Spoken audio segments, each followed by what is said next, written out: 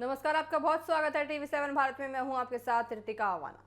भारत के राजनीतिक इतिहास में एक नया अध्याय जुड़ गया है। जी हां, प्रधानमंत्री नरेंद्र मोदी ने लगातार निर्वाचित प्रधानमंत्री के रूप में कार्यकाल के मामले में जवाहरलाल नेहरू के लंबे समय से कयास देखिए रिकॉर्ड को पूरी तरह से बराबरी की टक्कर दे रखी है। विभिन्न मीडिया रिपोर्ट्स के मुताबिक 9 जून 2026 को नरेंद्र मोदी ने पूरी तरह से निर्वाचित प्रधान के रूप में 4,398 दिनों का कार्यकाल पूरा कर लिया है, जबकि 10 दिन को देखिए आपको बताएं 4 दिन 399वें दिन में प्रवेश के साथ वह इस रिकॉर्ड को पीछे छोड़ देंगे। देखिए आपको बताएं, जवाहरलाल नेहरू ने भारत के पहले आम चुनाव के बाद 3 मई 1952 आप माफ कीजिएगा 13 मई 1952 को निर्वाचित प्रधान के रूप में शपथ ली थी। इसके बाद ही 27 मई 1964 के तक देखिए यहाँ पे देखा गया कि किस तरह से उन्होंने प्रधानमंत्री के रूप में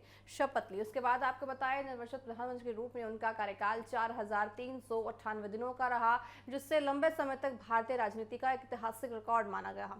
वहीं नरेंद्र मोदी ने पहली बार 26 मई 2014 को प्रधानमंत्री पद की शपथ ली। इसके बाद उन्होंने 2019 और 2024 के लोकसभा चुनावों में भी जीत हासिल की और लगातार तीसरी बार देश की कमान संभाली। इसी निरंतर कार्यकाल के चलते वह अब देश की सबसे लंबे समय तक लगातार प्रधानमंत्री बनने की उपलब्धि हासिल कर चुके हैं। इससे पहले भी नरेंद्र मोदी ने कई महत्वपूर्ण राजनीतिक रिकॉर्ड अपने नाम किए थे। जुलाई 2025 में उन्होंने इंदिरा गांधी के लगातार प्रधानमंत्री रिकॉर्ड को भी पीछे छोड़ दिया था। इंदिरा गांधी ने 1966 से 1977 के बीच 4,077 दिनों तक लगातार प्रधानमंत्री के रूप में कार्य करा। साथ ही आपको बताएं, राजनीतिक विश्लेषकों का अनुसार किसी लोकतांत्रिक देश में लगातार 3 चुनाव जीतकर इतने लंबे समय तक सत्ता में बने रहना अपने आप में एक बड़ी उपलब्धि माना जाता है।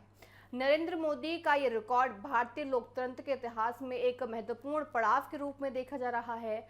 10 जून 2026 को 4,399 दिनों का आंकड़ा छूते ही नरेंद्र मोदी स्वतंत्र भारत के इतिहास में सबसे लंबे समय तक लगातार पूरी तरह से चुने गए प्रधानमंत्री बन जाएंगे।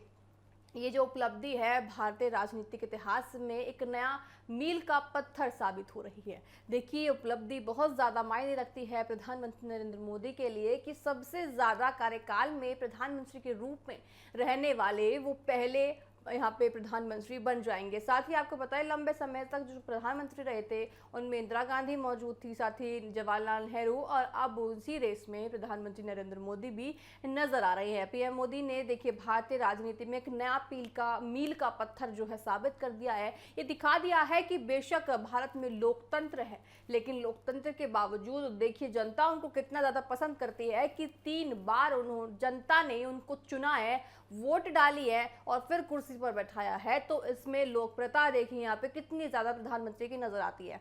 बहरहाल चलिए खबरों में आगे बढ़ते हैं, रुक करते हैं अपने पड़ोसी देश पाकिस्तान की खबर का। पाकिस्तान ने कब्जे वाले कश्मीर यानी पीओके में हालात एक बार फिर तनावपूर्ण हो गए हैं। मुजफ्फराबाद से लेकर रावलकोट तक विरोध प्रदर्शन, गिरफ्तारियां और सुरक्षा बलों की कार्रवाई ने माहौल को पूरी तरह से गर्म कर दिया है। आपको बताएं, जेएसी और क्षेत्रीय सरकार के बीच लंबे समय से चल रहे विवाद ने अब बड़े आंदोलन का रूप ले लिया है। हालिया झड़पों में कई लोगों की मौत हो गई है, दर्जनों जो लोगों के घायल होने की खबरें भी आ रही हैं। साथ ही स्थिति गंभीर बनी हुई है। रिपोर्ट्स की बात करें तो रिपोर्ट्स के मुताबिक पुलिस और प्रदर्शनकारियों के बीच हुए हिंसक झड़पों में 11 लोगों की जान गई है, जिनमें आम नागरिक और पुलिसकर्मी दोनों शामिल हैं। वहीं आपको बताएं 70 से अधिक लोग घायल हुए हैं। हालात को काबू में रखने के लिए सुरक्षा बलों की तैनाती बढ़ा दी गई है और कई प्रदर्शनकारियों को हिरासत में ले लिया गया है। इसी के बाद इलाके में तनाव और बढ़ गया है। विवाद की मुख्य वजह विधानसभा की 12 आरक्षित सीटें हैं। ये सीटें उन लोगों के लिए आरक्षित हैं जो जम्मू कश्मीर से पाकिस्तान के अन्य हिस्सों में जाकर बसे थे। जेएसी इन सीटों को खत्म करने की मांग कर रही है। इसे स्थानीय लोगों के अधिकार से जुड़ा हुआ मुद्दा भी बता रही हैं। देखिए संगठन का आरोप है कि इन सीटों का इस्तेमाल क्षेत्रीय राजनीति और प्रशासनिक नियंत्रण बनाए रखने के लिए किया जा रहा है। सिर्फ यही नहीं, जेसीसी ने अपने सभी मार्गों को लेकर भी आंदोलन तेज कर दिया है। देखिए, आप देख सकते हैं कि पाकिस्तान में किस तरह से स्थिति बनी हुई है।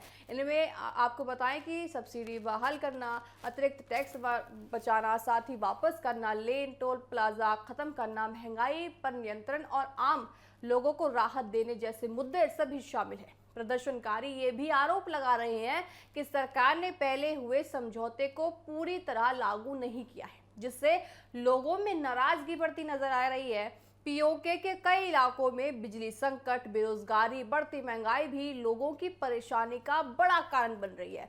आपको मैं यही बता दूं कि देखिए, पाकिस्तान में ये भी देखा गया था कि पाकिस्तान में जो सीवर के ढक्कन होते हैं, दर्शकों, सीवर के ढक्कन भी लोग चुरा रहे थे। तो आप इसी से अनुमान लगा सकते हैं कि आखिर सीवर के ढक्कन जो चुराने की नौबत भी पाकिस्तान में आ गई है। देखिए, वो पूरी तरह से आधिकारिक पुष्टि की गई थी वहां के ही मंत्री ने। उन्होंने कहा था कि अगर यदि कोई पाकिस्तान में सीवर का ढक्कन चुराता पाया गया, किसी ने पकड़ लिया, किसी ने देख लिया, तो उसको जुर्माना भरना पड़ेगा और जेल भी जाना पड़ेगा। तो आप सोच सकते हैं कि एक सीवर के ढक्कन तक पाकिस्तान पहुंच गया है। तो बहरहाल चलिए आगे में बात करते हैं। आंदोलनकारी नेताओं का कहना है कि जनता लंबे समय से बुनियादी सुविधाओं और आर्थिक राहत की मांग कर रही है, लेकिन उनकी बातों को नजरअंदाज किया जा रहा है। इसी की वजह से विरोध प्रदर्शन लगातार बढ़ते जा रहे हैं। लगातार देखिए, देखता हुए 9 जून को बड़े पैमाने पर लाउडस्पीकर और विरोध प्रदर्शन का आह्वान किया गया है। आंदोलनकारी नेताओं ने अंतर्राष्ट्रीय समुदाय और मीडिया से भी स्थिति पर ध्यान देने की अपील की है। उनका आरोप है कि आंदोलन को दबाने के लिए सख्त कदम उठाए जा रहे हैं और लोगों की आवाज को दबाने की कोशिश की जा रही है। विशेषज्ञों का मानना है कि यदि सरकार और प्रदर्शनकारियों के बीच जल्द बातचीत नहीं होती है तो आने वाले दिनों में स्थिति और आर्थिक गंभीर हो सकती है। फिलहाल देखिए, पूरे क्षेत्र में तनाव बना हुआ है। सभी की नजरें इस बात पर टिकी है कि आगे हालत किस दशा में बदलते नजर आएंगे। पीओके में जिस तरह से स्थिति बन रही है। साथ ही अगर हम पाकिस्तान की बात करें तो देखिए, पाकिस्तान में कोई आम नहीं है, बेरोजगारी आम नहीं है। जिस तरह से भूखमरी पाकिस्तान में देखी जा सकती है, वहाँ देखिए आप पानी के लिए तरसते लोग आपको नजर आ जाएंगे, आपको वहाँ पे पैसे के लिए लोग तरसते आ जाएंगे, या फिर देखिए नौकरियों के लिए भी वहाँ पे लोग बहुत ज़्यादा तरसते नजर आएंगे। तो देखिए, मोटा मोटी कह सकते हैं कि पाकिस्तान की स्थिति इस वक्त बड़ी बेकार चल रही है। पाकिस्तान को दूसरे देशों के देखिए यहाँ पे झांकने से ज़्यादा अपने देश में क्या चल रहा है उसमें बहुत ज़्यादा ज़रूरत पड़ जाती है। बहरहाल चलिए खबरों में आगे बढ़ते हैं। केंद्रीय गृह मंत्री अमित शाह आज नई दिल्ली में लैंड पार्ट मैनेजमेंट सिस्टम यानी LPMS का शुभारंभ करेंगे। ये नई डिजिटल पहल सीमा पर व्यापार और यात्रियों की आवाजाही को अधिक आसान, तेज और सुरक्षित बनाने के उद्देश्य से की जा रही है। LPMS एक तकनीक आधारित प्रणाली है जो लैंड पोर्टल्स पर विभिन्न प्रक्रियाओं को डिजिटल रूप से संचालित करने में मदद करेगी। इससे दस्तावेजों, कार्यों और पारदर्शिता बढ़ेगी, समय की बचत होगी और व्यापार से जुड़े लोगों को बेहतर सुविधाएं मिलेगी। साथ ही यात्रियों की आवाजाही भी अधिक व्यवस्था और सुविधाजनक हो सकेगी। सरकार का मानना है कि यह सिस्टम सीमा प्रबंधन और आधुनिक बनने की दिशा में एक महत्वपूर्ण कदम है। नई तकनीक के उपयोग से सुरक्षा व्यवस्था मजबूत होगी और विभिन्न एजेंसियों के बीच बेहतर ज़्यादा से ज़्यादा देखिए यहाँ स्थापना की जाएगी, सभी टेक्निकल स्थापना की जाएगी। LDMS का शुभारंभ यहाँ पे स्मार्ट बोर्ड मैनेजमेंट की दिशा में सरकार की प्रतिबद्धता को दर्शाता है। इससे सीमा क्षेत्रों में व्यापार, कनेक्टिविटी और प्रशासनिक दक्षता में बढ़ावा मिलने की उम्मीद है। देखिए, भारत जिस तरह से आगे बढ़ रहा है, भारत में जिस तरह से कनेक्टिविटी बढ़ रही है, भारत में अगर हम बात करें AI की तकनीक बढ़ रही है, साथ ही साथ भारत में देखिए किस तरह से सैन्य ताकत को भी बनाने की, मजबूत करने की पूरा प्रयास यहाँ पे भारत सरकार कर रही है, ताकि कोई भी देखिए पारदर्शिता और सुरक्षा यहाँ पे हो रही है। साथ ही LPMS की पोर्ट सेवाओं में आगे की कार्रवाई की जाएगी, तेजी से काम किया जाएगा। अमित शाह देखिए आज लॉन्च भी करने वाले हैं। साथ ही आपको बताने की देखा जा सकता है कि सीमा में अगर कोई भी घुसपैठी करने की कोशिश करता है, कोई भी हमला करने की कोशिश करता है, तो पूरी तरह से सरकार उसको नाकाम कर देगी। सरकार की देखिए डिफेंस सिस्टम की बात करें, साथ ही अगर हम आर्मी की बात करें, सभी देखिए यहाँ पे जो हमारे सेना है उनकी बात करें, तो इतनी ज़्यादा मजबूती के साथ भारत खड़ी है, इतनी ज़्यादा मजबूती के साथ भारत है कि ये देखा जा सकता है कि भारत में कितनी ज़्यादा आधुनिकता के साथ यहाँ काम होता नजर आ रहा है। साथ ही देखा जाए कि भारत में कितनी ज़्यादा डिफेंस सिस्टम में काम हो रहा है। और अगर देखिए कोई भी पड़ोसी देश, और खासकर अगर हम पाकिस्तान की बात करें, कभी मानता है कि हमें चलिए देखिए भारत में कुछ करना चाहिए, कुछ ऐसा करना चाहिए, क्योंकि बहुत दिनों से नहीं किया है उन लोगों ने, तो उनको ज़रा दो बार सोचने की ज़रूरत पड़ जाती है, क्योंकि हमारा भारत का डिफेंस सिस्टम इतना ज़्यादा मजबूत हो चुका है कि कोई भी उसमें घुसने तक की देखिए खैर उनकी होगी नहीं। अगर वो घुसने का प्रयास करेगा तो उनके लिए बहुत ज़्यादा काल मंडरा जाएगा अगर भारत के लिए वो कुछ करता है। तो बहरहाल चले खबरों में आगे बढ़ते हैं। ऑल इंडिया फॉर्मेट ब्लॉक के नेता देवराजन से हमारी संवाददाता कंचन अरोड़ा ने विशेष बातचीत की है। इस दौरान उन्होंने संगठन की वर्तमान गतिविधियां, जनहित से जुड़े मुद्दे और सभी देखिए जो बैठक हुई थी इंडियन अलायंस की, उसी में भी आइए आपको सुनाते हैं कि देवराजन से क्या कुछ बात हमारी संवाददाता कंचन अरोड़ा ने की है।